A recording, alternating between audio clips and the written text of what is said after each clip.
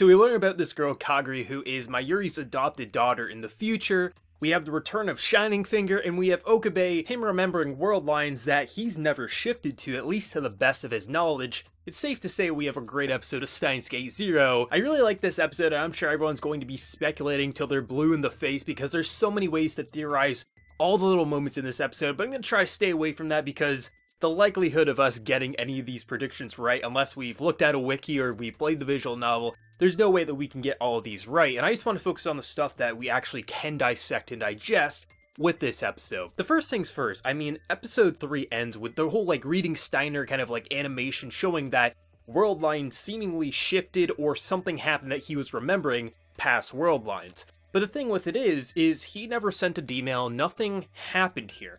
But we also do know that this world line is the world line where every country seemingly is having an arms race with time-traveling machines who can get time travel done first. So what if a group like CERN or a different country was experimenting on time travel, and that ultimately did shift the world line even slightly? That is a possibility, but it might be a bit of a stretch with how early we are in this series. But nonetheless, we saw a world line where Okabe was in the mud, he was as a soldier, and then he was talking to some strange guy in the distance, and everything kind of shifted back to normal. And what's interesting about the entire the whole sequence is how stuff afterwards played out. Like when we're talking with Kurisu on the phone there, she's saying why would I be mad at you, Okabe? You called me right back after you hung up on me. But that never happened.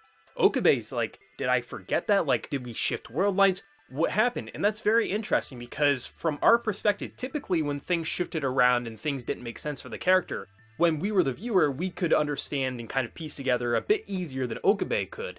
But now it's okay, what happened? We're really left in the dark of, did world lines shift? Or is Okabe remembering things that have yet to happen or maybe will happen? Something's going on, but if world lines did shift and Okabe didn't remember that, the thing that's really interesting is we've been debating, what is Kurisu? Is she just this AI? Because the whole idea was it was trying to replicate the person's memories.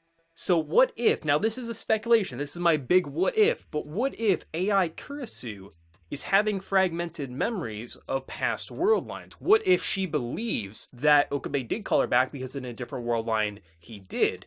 If everything did truly shift, if someone was experimenting with time travel here and we did shift world lines, if AI Kurisu remembered that or had the fragmented memories like everyone can have, that would more or less prove that she's human. And that's a very interesting concept and I like that. But the whole idea of learning about this girl who we saw was is this a little Kurisu? What's going on with this redhead little girl here? And we finally learned what it is this episode, and she was the girl who went with Suzuha when she essentially traveled back in time, and it was the adoptive daughter of Mayuri. And that's very interesting because we still don't know exactly where she came from. The whole idea that she pulled a gun on Suzuha when she was pretty much trying to prevent Y2K from happening, it's interesting because she's saying she hears a voice and she has to do it, so it definitely leads me to believe that she was probably saved from a CERN facility or something like that, and ultimately there was probably some testing going on and she probably has keywords or triggers or something like that that kind of caused her to act like a weapon. I'm going to assume that happened, but it'll be interesting to see what her role will be because now she's 22 or something in the current day and age for Steins Gate 0.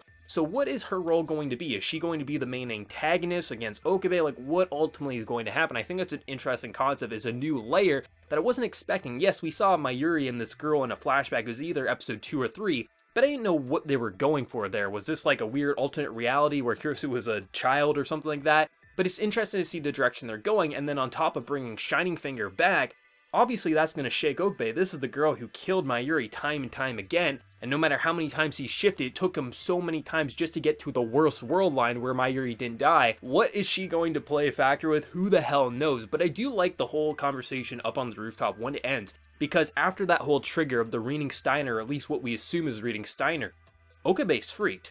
He shifted world lines so many times that every time he shifted, Mayuri constantly died on the same date. So I love how he freaks out, how he storms back down, he busts open the party, but everyone's fine. If we did shift world lines, it's just this breath of fresh air, but also confusion, this could be very, very problematic because I settled for a horrible world line where World War III happens, Kurisu is dead, so Mayuri would stay alive, and somehow we might have just switch world lines. And I like this because this is the arms race for time travel, so it is very possible that a group like CERN or a different country may have the technology to start sending D-mails back in time and switching world lines, and if this plays up, who knows where they can go with it. And I love that kind of what if. You don't quite know where it's going, but you kind of have a little bit of a hint, and it's so interesting to see. And even though this had a lot of kind of shady moments, you didn't know where this episode was going, there was actually some surprising lighthearted moments as well, especially when Okabe was opening up the gift that he got from the gift exchange and people were mocking him, and then you have AI Kurisu basically just saying like, hey, you should give that to Maho, I'm sure she would love to wear it for you.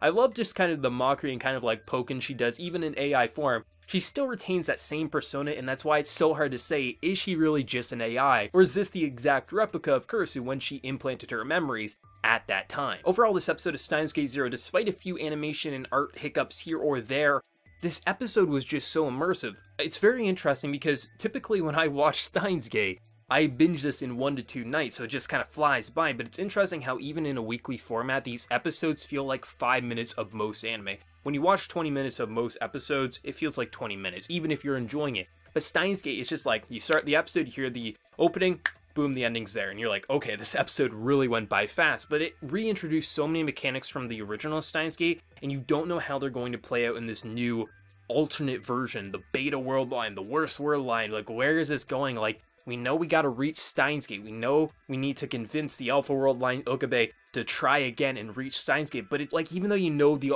destination they're heading to, how they're gonna get there is gonna be remarkable to see. And I absolutely love this episode. There's so many things that you can speculate. And like I said, it's really hard to speculate passes, but I really am interested in seeing if an AI like Kurisu is going to have fragmented memories from past world lines, because that's the thing, we won't know until the show either wraps up or it answers that question for us, and that's going to be very interesting to see, because how could she remember Okabe calling her back if Okabe doesn't remember it? One of them is either remembering things correctly, or maybe there was multiple world lines that took place there. Nonetheless, this was a great episode, very entertaining. I love the comedy and how dark this episode felt all at the same time. Can't wait for episode 5, but let me know your thoughts down in that comment section below. What do you think? What are your theories? Please no spoilers if you do know the answers. Please and thank you, don't be an asshole. So let me know your thoughts down in that comment section below, and if you enjoyed the video, remember to leave a like, and if you're new, also be sure to subscribe. So until next time everyone, please take care and have a good one.